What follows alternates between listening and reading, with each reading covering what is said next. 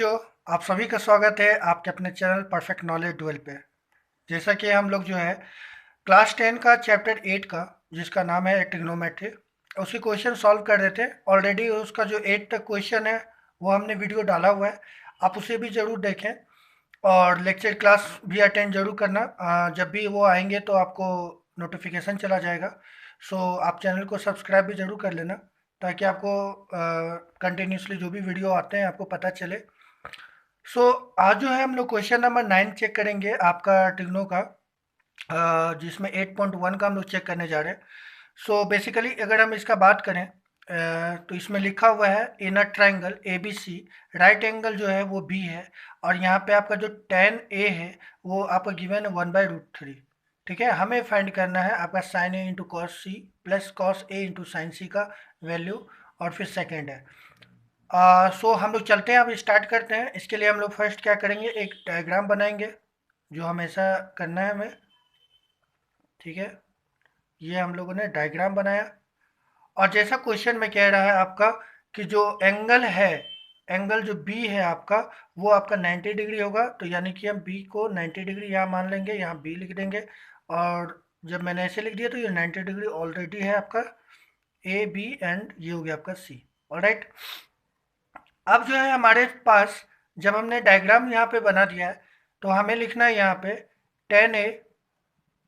tan a equal to 1/√3। अच्छा ये बताओ मुझे, जब मैंने ऑलरेडी आप लोगों को बताया हुआ है कि साइन ए का या sine theta equal to p/h, तो tan a का भी मैंने बताया हुआ है ना आप लोग को, p/b होता है। और P का मतलब मैंने क्या बताया था, परपेंडिकुलर, बी फोर बेस बताया था। यहाँ बेस आप दे सकते हो, ये है ए बी, तो ए बी जो है वो आपका बेस है। और P का अगर मैं बात करूँ परपेंडिकुलर का, तो ये आपका बी सी जो है ये परपेंडिकुलर है। P के सामने क्या है, 1 है, यानी कि P आपका क्या गिवन है, 1। और B के सामने क्या है, √3, यानी कि आपका बेस क्या गिवन है, √3। आपको फाइंड आउट क्या करना है, यहाँ से आपको हाइपोटेनस फाइंड आउट करना है। ठीक है, सो हम लोग बेसिकली बी की जगह ए बी भी लिख सकते हैं, और पी की जगह बी सी भी लिख सकते हैं, और एच की जगह ए सी भी लिख सकते हैं। सो डायरेक्टली हम लोग लिखेंगे यहाँ पे according to Pythagoras theorem, Pythagoras theorem के थ्रू हम लोग चलेंगे। और जैसा मैंने बोला कि एच की जगह, एच मुझे फाइंड करना है, एच की जगह ए सी लिख सकते हैं, तो हम डायरेक्ट यहाँ पे ए सी स्क्वायर लिख सकते हैं। और इससे पहले मैंने ऑलरेडी काफ़ी वीडियो में बताया कि H square equal to P square plus B square होते हैं। उसी जगह पे हम लोग ए सी लिख सकते हैं। यहाँ पे हमने लिखा है ए सी स्क्वायर, पी की जगह लिखेंगे हम लोग B C square, and plus B C की जगह लिखेंगे, बी की जगह लिखेंगे ए बी स्क्वायर। ऑलराइट, जो भी वैल्यू है वो हम लोग पुट डाउन करेंगे। बी सी का अगर मैं बात करूँ तो ये 1 है, तो 1 का स्क्वायर, प्लस ए बी का अगर मैं बात करूँ तो √3 का स्क्वायर। इट मीन्स ये हो गया 1 का स्क्वायर 1, प्लस √3 का अगर मैं करूँ तो √2, और ये स्क्वायर कैंसिल हो जाएंगे तो यहाँ बचेंगे ओनली 3। सो बेसिकली आंसर हो गया आपका 4, यानी कि ए सी स्क्वायर इक्वल टू ये। तो क्या मैं ए सी इक्वल टू मैं बात करूँ तो ये स्क्वायर उधर जाएगा तो क्या आएगा, √4 में आ जाएगा, और √4 का अगर वैल्यू बताऊँ तो ये होगा आपका 2। यानी कि आपका h इक्वल टू जो है वो हमने 2 फाइंड आउट कर लिया है, ए सी हम लोगों ने यहाँ से निकाल लिया है। अब हमारा काम यहाँ से स्टार्ट होगा, क्योंकि हम लोगों ने जब यहाँ ये वर्क कर लिया तो हमें क्या करना, जस्ट वैल्यू पुट करना और कुछ भी नहीं करना। तो हम लोग इसको नेक्स्ट पेज में करेंगे।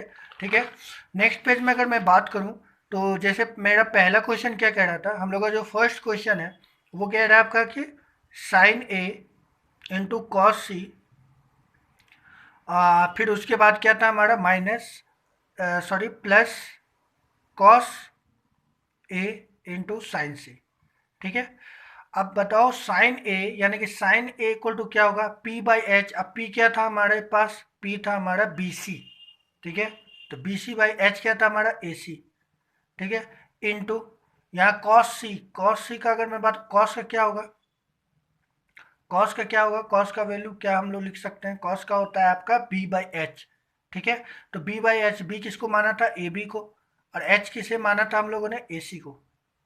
ऑलराइट, फिर उसके बाद ये हो गया यहाँ पे कॉस सी, एक सेकेंड, आपने साइन ए लिखा, साइन ए का बी सी बाई ए सी आपने लिखा, ये तो बिल्कुल करेक्ट लिखा है। कॉस सी, यहाँ पे आपका क्या है, सी गिवन है, ठीक है।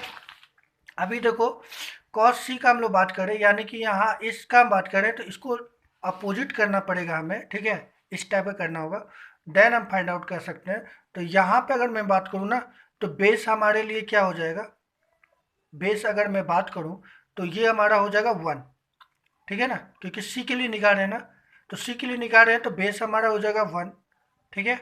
और फिर आपका हाइपोटेनस तो ऑलरेडी आपका गिवन है, वो 2 है तो 2 ही रहेगा, ठीक है ना।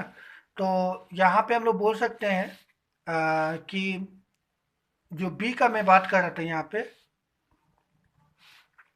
जो मैं बी का बात कर रहा था, वो मैंने यहाँ पे यहाँ लिखना है बी सी डिवाइडेड बाई ए सी, फिर लिखना है प्लस, फिर लिखना आपका जो है बी सी, क्योंकि आपका है कॉस ए का, तो कॉस ए का अगर मैं बोलूँ तो ए का लिए तो आपका गिवन है, तो यानी कि उसमें कॉस का क्या होता है, बी बाई, तो हमने बोला था ए बी बाई एच का क्या होगा हमारा, ए सी, ठीक है, इन टू, फिर आपका सेम साइन सी के लिए है, तो साइन सी के लिए फिर से हम लोग डायग्राम में देखेंगे तो वहाँ भी आपका जो है ए बी बाई फिर उसका एच है तो ए सी, ऑलराइट, ये हम लोगों ने लिख दिया, बस वैल्यू पुट करना है। तो बी सी अगर मैं बात करूँ इसके लिए तो 1/2 इंटू 1/2 प्लस √3/2 इंटू आपका √3/2।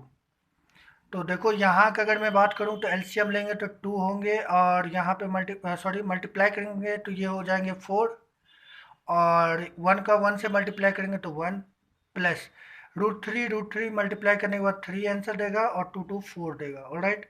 तो हम लोग यहाँ पे एलसीएम लेंगे 4 का, तो ये आंसर आएगा 4, और ये 1 प्लस 3 हो गए, यानी कि आपका 4/4, यानी कि आपका आएगा आंसर 1, ऑलराइट।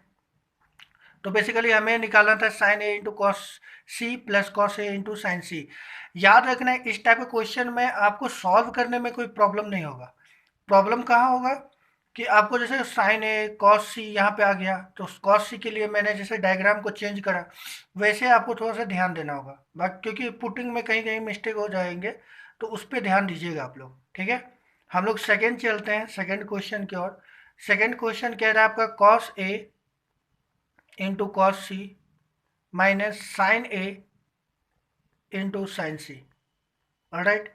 तो बस same like that cos A का आपने यहाँ पे लिखा है, मैं वही सेम चीज़ पुट करूँगा यहाँ पे, और शॉर्टकट थोड़ा सा लूँगा, तो यहाँ से मैं डायरेक्ट लिख सकता हूँ, यहाँ पे कॉस ए का मैंने लिखा था ये, और इसकी जगह √3/2, तो मैं √3/2, मैं यहाँ शॉर्टकट ले रहा हूँ लेकिन आप मत लेना, ठीक है, इंटू कॉस सी के लिए यहाँ पे कॉस सी देख सकते हो, और कॉस सी के लिए मैंने 1/2 लिखा था, तो मैं लिखूँगा 1/2 माइनस, फिर साइन ए के लिए हम लोगों ने लिखा था 1/2, तो मैं लिखूँगा 1/2, ठीक है, इंटू फिर उसके बाद हमारा जो है साइन सी है, और साइन सी के लिए हमने लिखा था √3/2, तो मैं लिखूँगा √3/2, ऑलराइट।